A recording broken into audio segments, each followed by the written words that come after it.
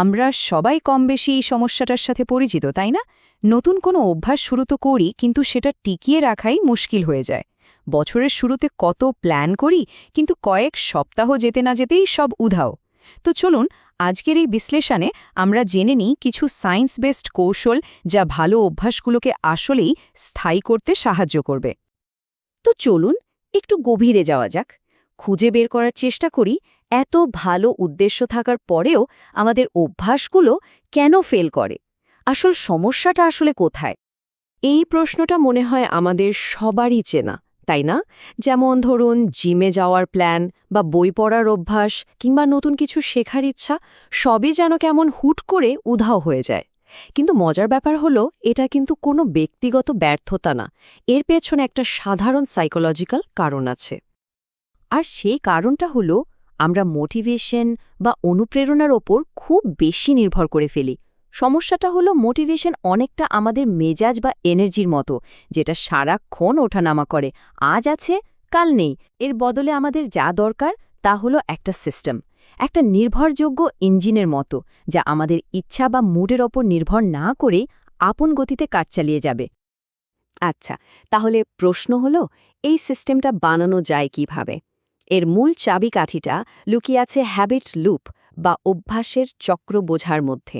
এটা খুবই সাধারণ একটা ৩ অংশের প্যাটার্ন, যেটা আমাদের ব্রেনে যে কোনো অভ্যাসকে একদম গেঁথে দেয়।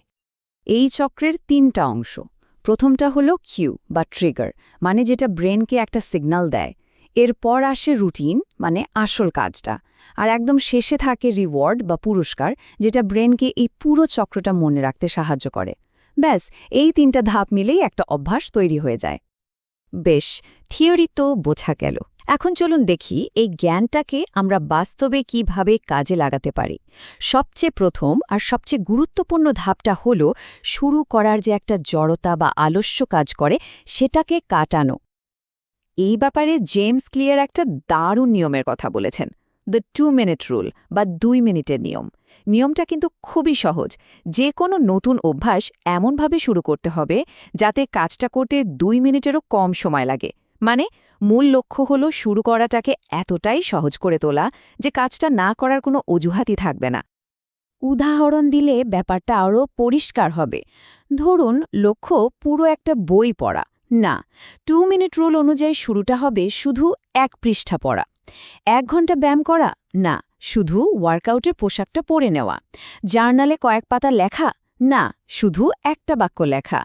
এই যে এত ছোট ছোট পদক্ষেপ, এগুলো শুরু করার জন্য যে মানসিক বাধাটা থাকে সেটাকে অনেকটাই কমিয়ে আনে।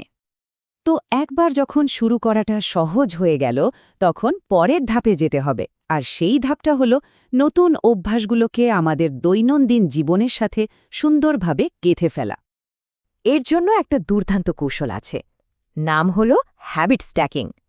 এর মানে হলো একটা নতুন অভ্যাসকে আমাদের পুরনো কোনো অভ্যাসের সাথে আঠার মতো জুড়ে দেওয়া।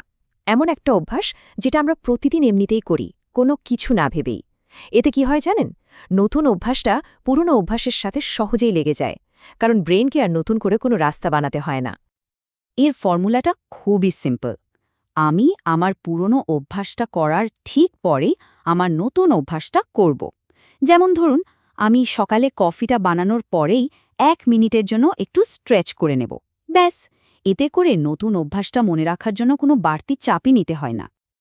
আর এই সব কিছু থেকেই বোঝা যায় যে আমাদের চারপাশের পরিবেশটা আসলে কতটা গুরুত্বপূর্ণ। জেমস ক্লিয়ার যেমনটা বলেছেন, পরিবেশ হলো একটা অদৃশ্য হাতের মতো যা আমাদের আচরণকে গড়ে তোলে। ভাবুন তো, ভালো অভ্যাসগুলো যদি আমাদের হাতের নাগালে আর চোখের সামনে থাকে, তাহলে সেগুলো পালন করা কি অনেক সহজ হয়ে যায় না? আচ্ছা, শুরু তো হলো, পুরনো অভ্যাসের সাথে জুড়েও দেওয়া হলো। কিন্তু শুরুর দিকের যে উত্তেজনাটা থাকে সেটা যখন কমে যায় তখন কি হবে? চলুন এবার দেখি কিভাবে অভ্যাসগুলোকে টিকিয়ে রাখা যায় আর কনসিস্টেন্সি ধরে রাখা যায়। এই প্রসঙ্গে একটা অসাধারণ গল্প আছে, পেপার ক্লিপ মেথড নিয়ে। ট্রেন্ট ডায়ার স্মিথ নামে এক তরুণ স্টক ব্রোকার, তাকে প্রতিদিন প্রচুর সেলস কল করতে হতো। তো তিনি একটা সহজ কিন্তু দারুণ কার্যকর উপায় বের করলেন। তিনি 2টো কাচের জার নিলেন, একটার মধ্যে রাখলেন 120টা পেপার ক্লিপ, এরপর প্রত্যেকটা সফল কলের পর তিনি একটা করে পেপার ক্লিপ ভরা জারটা থেকে তুলে খালি জারটাতে রাখতেন। তার দিনের টার্গেট ছিল একটাই, যে কোনোভাবে প্রথম জারটা খালি করতেই হবে। এই যে নিজের অগ্রগতিটা চোখের সামনে দেখতে পাওয়া, এই সাধারণ ভিজুয়াল ট্র্যাকিং তাকে এতটাই মোটিভেটেড রেখেছিল যে মাত্র 18 মাসের মধ্যে তার আয় কয়েক গুণ বেড়ে গিয়েছিল। আসল শিক্ষাটা হলো নিজের প্রোগ্রেসটা দেখতে পাওয়াটাই কিন্তু একটা বিশাল বড় পুরস্কার।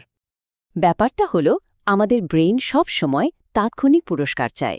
ভবিষ্যতের বড় কোনো লাভের চেয়ে এই মুহূর্তের ছোট আনন্দটাই তার কাছে বেশি গুরুত্বপূর্ণ। যেমন করাচিতে স্বাস্থ্যকর্মীরা একটা মজার জিনিস খেয়াল করলেন।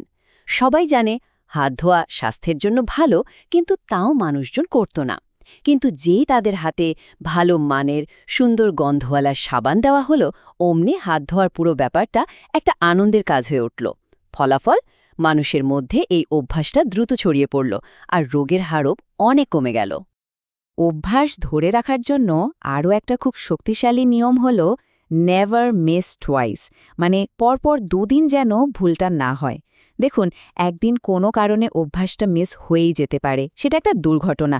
কিন্তু যদি টানা দুদিন মিস হয়, তার মানে হলো একটা নতুন খারাপ অভ্যাস শুরু হয়ে যাচ্ছে। তাই একদিন বাদ বললে পড়ুক, কিন্তু পরের দিন অবশ্যই ট্র্যাকে ফিরে আসতে হবে। সফল হওয়ার জন্য কিন্তু সামাজিক চাপও দারুণ কাজ করে।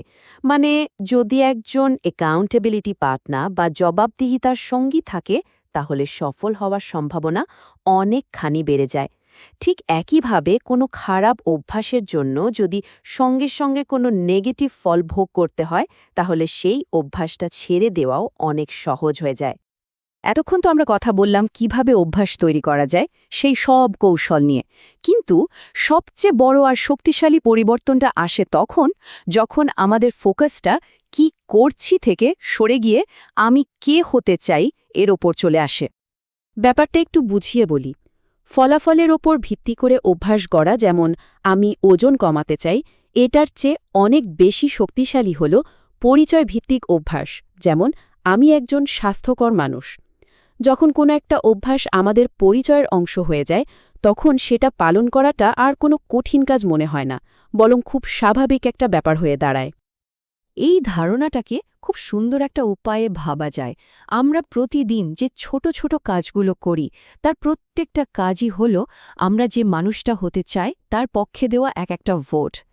যেমন প্রতিদিন 1 পৃষ্ঠা বই পড়া মানে আমি একজন পাঠক, এই পরিচয়ের পক্ষে একটা ভোট দেওয়া। তাহলে আজকের আলোচনা শেষ করার আগে একটা প্রশ্ন রেখে যেতে চাই সবার জন্য।